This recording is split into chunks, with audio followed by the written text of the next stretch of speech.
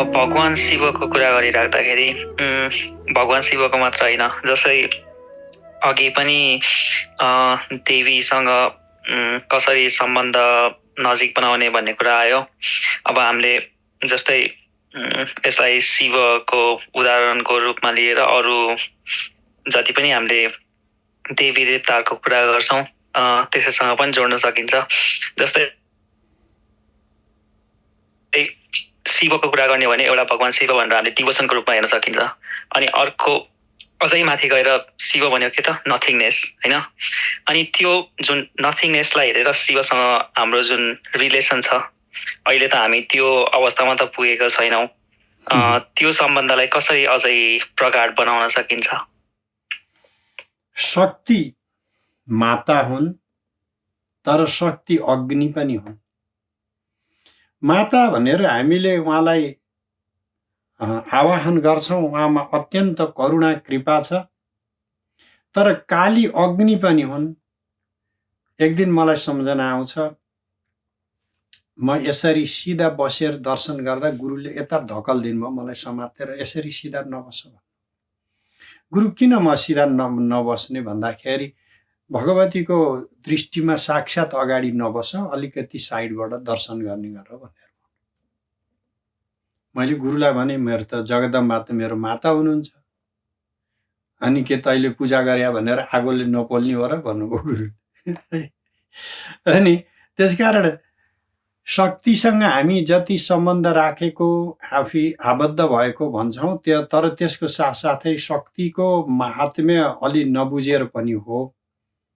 किनभने यो शक्तिसँग असाध्य नजिक हुँदा पनि अलिकति शक्तिका जुन नियमहरू छन्, ती नियमहरू हामीले उल्लङ्घन गर्न मिल्दैन। शिवमा हो नियम नलाग्ने। हामीले हुन चाहिँ शिवलाई अहिले सबै नियममा बाँधिदिउँ, तर शिव चाहिँ स्वच्छन्द हो कि, उहाँलाई नामै स्वच्छन्द भैरव उहाँको। तपाईँ अघोरी बन्न मन लाग्यो अघोरी किसिमले पूजा गर्नुहोस्, व्रती बन्न मन लाग्यो व्रती किसिमले, वैदिक भए वैदिक गर्नुहोस्। शिव इज गुड गाई, जसो गरे पनि ह्याप्पी है।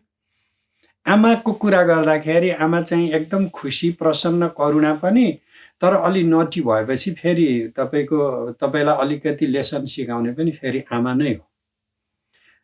हाम्रो यो चराचर जगतको रङ्गमञ्चमा यो संसार चलाइदिने जगदम्बा हुनुहुन्छ भने त्यो आधार जुन फाउन्डेसन हो नि, मञ्च हो, त्यो शिव हुनुहुन्छ।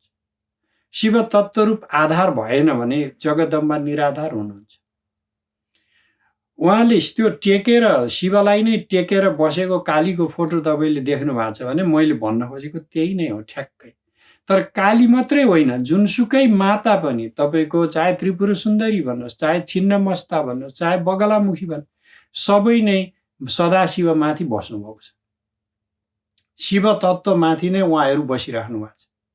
तर त्यो शिव तत्त्व आधार नदिने, अहिले धेरै साधना सिक्नेहरूको गडबड मैले त्यहाँ देखेको छु। शक्तिको मन्त्र लिएका छन्, शिवप्रति उनीहरूको खास भावना छैन। अनि त्यो जुन दिन कुण्डलिनी जाग्न थाल्छ, अनि त्यसपछि त्यसले कतापट्टि च्यानलमा हान्ने हो, त्यसपछि विचित्र विचित्र अनुभव पनि हुन थाल्यो, दिमाग पनि सड्केर गयो, भगवान जाने के हुने हो भरोसा भएन। किनभने त्यो जुन शून्य रूप आधार थियो, जुन ब्रह्म चैतन्य रूप आधार थियो, त्यो ब्रह्म चैतन्य रूप आधारले नै सबै शक्ति धान्न सक्छ। भगवान जब गङ्गा माता पृथ्वीमा म अवतरण गर्छु, आउँछु भन्नुभयो, एउटा समस्या भयो।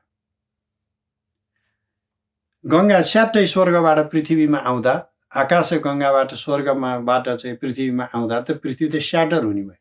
पृथ्वी डराउँदै, लो प्रभु होइन गङ्गा आउनु त भएन, बर्बाद हुन्छ, म त ध्वस्त भइहाल्छु भन्दाखेरि भगवान शिवले म जटामा राखिदिन्छु, गएर ध्यान गरेर बस्छु, गङ्गा मेरो जटामा आएर बस्छिन्, केही फरक परेन, अनि बिस्तारै त्यहाँबाट बग्नु।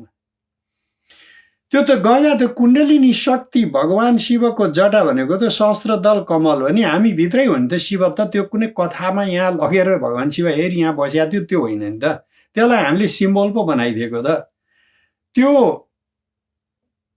साङ्केतिक रूपमा शिवभित्र शक्ति धारण गर्ने क्षमता छ। हामी अज्ञानी जीवहरूमा शक्ति धारण गर्ने क्षमता छैन। त्यसकारणले आफूमा शिवत्व बोध नगराइकन अलिकति पनि शिव मन्त्र नजपिकन कालिका मन्त्र नजप है भन्छु मैले सबैलाई। किनभने त्यो भोलि गएर काली जागिदिएको खण्डमा त्यहाँ बिना शिवको काली जागेर काली खुसी हुनेवाला छैनन्, खाइदिन्छ तपाईँको शरीर। त्यो कुण्डलिनी जागरण भन्ने कुरो जटिल कुरा हो। एकछिन रमाइलो पनि हो, रोमाञ्चक पनि हो। कथा पढ्दाखेरि यस्तो हुन्छ अरे उस्तो हुन्छ अरे यो, अनि त्यहाँबाट भोलि साँच्चै भएपछि अनि थाहा हुन्छ। अनि त्यसपछि त्यो जुन त्यसको दाह हुन्छ, अनेक किसिमका अनुभवहरू हुन्छन् जुन कि अप्रिय घटना, अप्रिय अनुभवहरू हुन्छ। त्यसलाई ध्यान दिने भनेको शिव हो। सबै विद्यामा त्यही छ, फाउन्डेसन, शिव फाउन्डेसन छ। त्यसकारण यो शिवलाई तपाईँले यसरी सोच्नु पर्यो कि फाउन्डेसनको रूपमा सोच्नु पर्यो।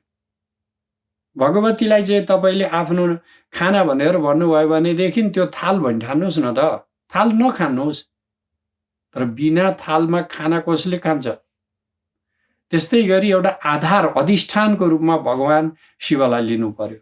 त्यो अधिष्ठान चराचर जगतको पनि अधिष्ठान हो।